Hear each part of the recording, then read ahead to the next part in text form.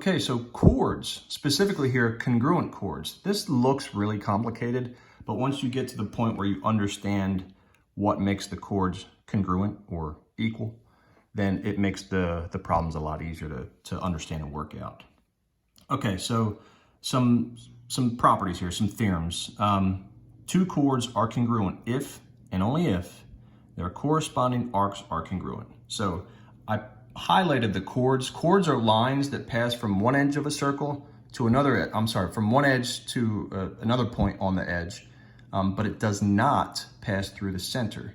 If it passed through the center, it would be the diameter.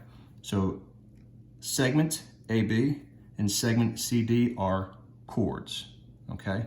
What this is saying is if their arcs are congruent, if arc AB is equal to arc CD, then that means those chords are congruent to each other, all right? So if the chord, I pointed to the wrong thing the first time. If the arcs are congruent, then their chords are congruent, and vice versa. That's why the arrow goes both ways. If the chords are congruent, then so are their arcs. It works hand in hand.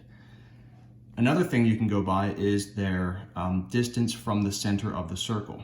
All right, so from here to here, if this line is congruent to this line, so if EF is congruent to EG, then that means that those chords are the same measure as well, and vice versa.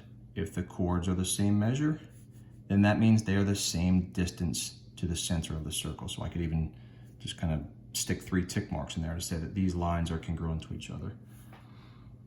And then one last detail.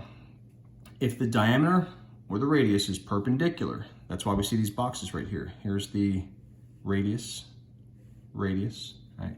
If it's perpendicular to the chord, and we would know that by the fact that there's a box there, the 90-degree mark, that's what makes them perpendicular, then that means that that chord is being bisected, and so is the arc. So that means that this radius right here is cutting that chord in half, making this segment congruent to this segment, but it also cuts that arc in half, making this arc congruent to this arc. And this, I didn't write it down, but it's the same thing over here. Here's a radius, it cuts this chord in half, and it cuts this arc in half.